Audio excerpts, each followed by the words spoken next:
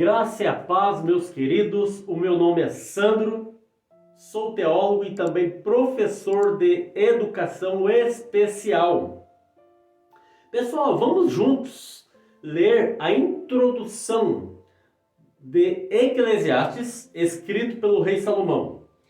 Que Deus nos ajude nessa empreitada, nesse projeto missionário de interpretar do português para Libras, Língua Brasileira de Sinais.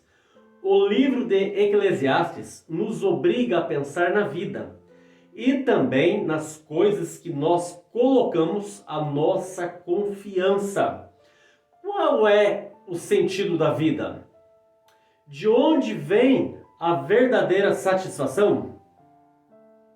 Existe justiça no mundo? Como viver uma vida de valor? Eclesiastes não dá respostas fáceis, mas nos ensina profundas lições sobre esse livro. Não é fácil entender esse livro literário com quase 3.000 anos. Parece que foi escrito hoje, até mesmo agora há pouco. É desafiador interpretar da língua portuguesa para a língua brasileira de sinais esse livro tão sábio. Vamos fazer a leitura de cada capítulo e cada versículo. Quem não conhece esse livro vai passar a conhecê-lo através dos sinais. E vai ter a oportunidade de aprender os dois. Olha só que interessante, em duas línguas. Olha que maravilha! Pessoal, vamos juntos entender alguns pontos importantíssimos de Eclesiastes. Ponto 1. Como o livro de Eclesiastes é chamado na Bíblia, você sabe? Ou na Bíblia hebraica, o significado dela é pregador. Esse é o sentido. Ponto 2. De acordo com a tradução judaica e cristã primitiva, quem é o autor e quando foi provavelmente escrito? A resposta é 945 anos antes de Cristo, escrito pelo rei Salomão. Vamos para o esboço de Eclesiastes. Ponto 1. São essas palavras do sábio, que era filho do rei Davi e rei em Jerusalém. Ponto 2. A ilusão é ilusão, diz o sábio. Tudo é ilusão. Ponto 3. A gente gasta a vida trabalhando, se esforçando e afinal, que vantagem leva tudo isso? Vamos ver alguns tópicos que eu achei muito interessante frisar. Ponto 1 aqui é a busca do pregador por significado da vida. Capítulo 1, 4 e capítulo 2, 26. Versículo 4, as pessoas nascem, as pessoas morrem, mas o mundo continua o mesmo. Ou seja, continua para sempre o mesmo.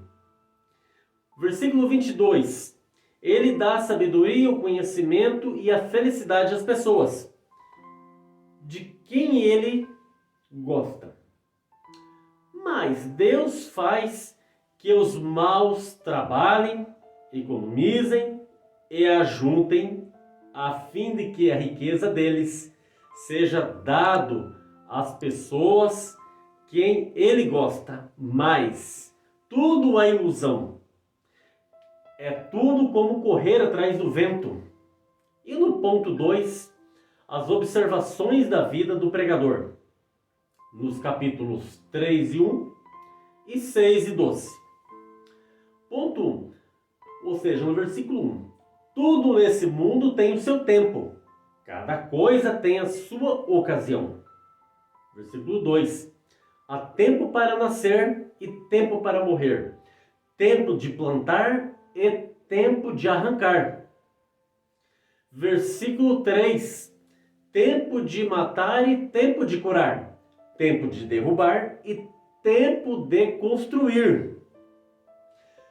Aqui no versículo 4, há tempo de ficar triste e tempo de se alegrar, tempo de chorar e tempo de dançar. Versículo 5. Tempo de espalhar pedras e tempo de ajuntá-las.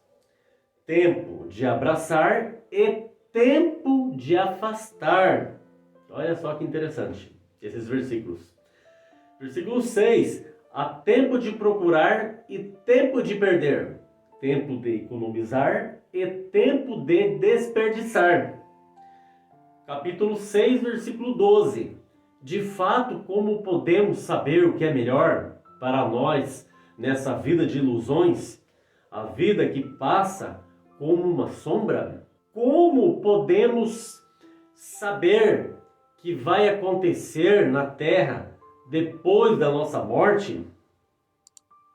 O 3. O conselho para a palavra do pregador. Nos capítulos 7, versículo 1, capítulo 12 e versículo 7. No versículo 1. O nome limpo vale mais que perfume mais caro. E a cada dia, e o dia da morte é melhor do que o dia do nascimento. Versículo 2.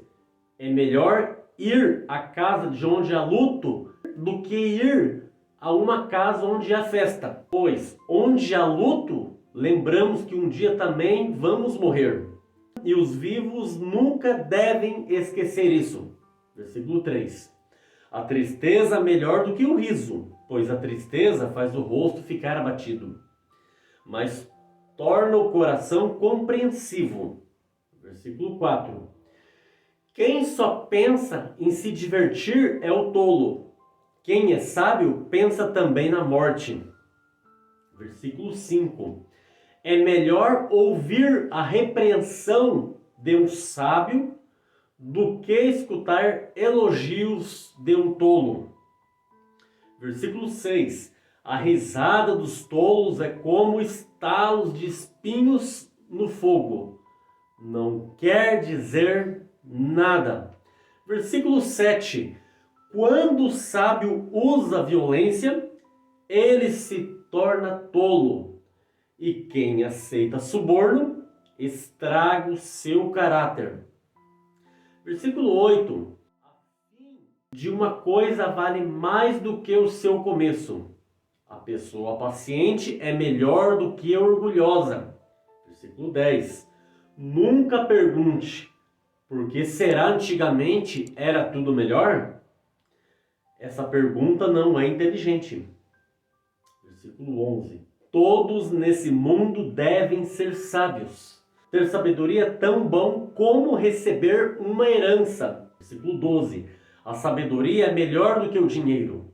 A vantagem da sabedoria é que ela conserva a vida da gente. Conclusão, capítulo 12, de 8 a 14. Versículo 8. Ninguém pode dominar o vento, nem segurá-lo. Assim também ninguém pode evitar a morte, nem deixá-la para outro dia. Nós temos de enfrentar essa batalha, e não há jeito de escapar. Versículo 9. Eu vi tudo isso quando pensei nas coisas que acontecem nesse mundo. Houve um tempo em que alguns tinham o poder e outros sofriam, dominados por eles. Versículo 10. Eu vi o enterro de pessoas más. À volta do cemitério, notei que eram elogiadas. E por isso, na mesma cidade onde haviam feito mal. Isso também é ilusão. Por que será que as pessoas cometem crimes? No 12. Um criminoso pode cometer 100 crimes e continuar a viver. Sim, eu sei que dizem, se você temer a Deus, tudo lhe correrá bem. Versículo 13. Mas não correrá bem para os maus. A vida deles passa como uma sombra e morrerão. Jovens, porque não temem a Deus. Versículo 14. Mas isso não tem sentido. Veja o que acontece no mundo. Muitas vezes os bons são castigados e não os maus. maus são como os premiados, e não os bons. É o que eu digo, isso também é ilusão. 4. Que evidências internas existem para identificar o autor? Eclesiastes capítulo 1, 16, capítulo 2, de 4 a 6. A sabedoria dele. Outro ponto aqui. Suas atividades de construção. Sua riqueza. Suas atividades depois de escrever o livro. Ponto 5. Que pergunta o pregador procura responder nesse livro? Eclesiastes capítulo 1, 3. Que lucro tem um homem com todo o seu trabalho em que a labuta debaixo do sol? 6. Qual palavra-chave encontrada nesse livro? Que frase-chave é repetida uma e outra vez? Ponto 7. Quais são as duas mensagens principais encontradas nesse livro? Eclesiastes capítulo 1, 14, capítulo 12, versículo 13. A vaidade da vida sob o sol, a vida puramente de uma perspectiva terrena. A importância de temer a Deus e guardar os seus mandamentos. A busca do pregador por um significado da vida. Eclesiastes capítulo 1, 2. As observações da vida do pregador. Eclesiastes capítulo 3 e versículo 6. O conselho do pregador para a vida cristã. Eclesiastes capítulo 7, versículo 12.